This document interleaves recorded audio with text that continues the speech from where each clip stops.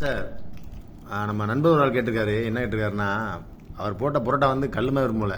ஆமா, சாஃப்ட் ஆகிறதுக்கு என்ன செய்யலாம்? புசு புசுன்னு வரணும் அப்படின்னு என்ன செய்யலாம்? புரோட்டா டவுட் நிறைய மாஸ்டர்ஸ்க்கு இருக்குது. நிறைய பேர் போடுவாங்க, ஆனா சாப்பிட்டா வராது. ஆமா, ஒண்ணு போடும் போது சாப்பிட்டா இருக்கு, அதுக்கப்புறம் பார்த்தா கிராஸ் அப்புறம் கல்லுக்கிறப்ப புடிச்சுக்கிட்டு நரம்பா இருக்கு.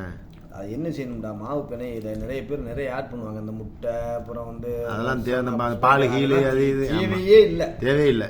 சீனி உப்பு ரெண்டுமே போதும். ஆமா, ரெண்டு போதும். ரெண்டு போட்டு மாவை பிணைஞ்சி ஐஸ்ல வைக்கணும் முதல்ல.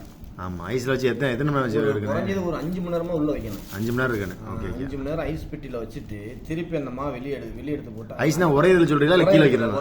5 மணி நேரம் கீழே வச்சிடலாம்ல. உரைய வைக்கணும், நல்லா உரைய வைக்கணும். உரைய வச்சுட்டு திருப்பி அதை வெளியே எடுத்து போட்டு டீஃப்ரெஸ் ஆயிரும். அந்த மாவை எடுத்து வீசினோம்டா, எப்படி வீசினாலும் அது வந்து பஞ்சு மாதிரி தெரியும். நல்லா சாஃப்டா இருக்கு ரொட்டி, புரோட்டா. எப்படி வீசினாலும் சாப்பிட்டா தான் இருக்கும் புரோட்டா. அதுதான் சாஃப்ட் மெத்தட். Soft method. ஆனா சும்மா மாங்குன்னு பிணைஞ்சு, ரகசியத்துக்கு காரணம் இதானே? இப்ப மாங்குன்னு பிணைஞ்சிக்கிட்டு ஒண்ணு இல்ல. அதுதான் ஒரு பழமொழி இருக்குது, கடினமா உழைக்க கூடாது, கவனமா உழைக்கணும். கவனமா உழைக்கணும்.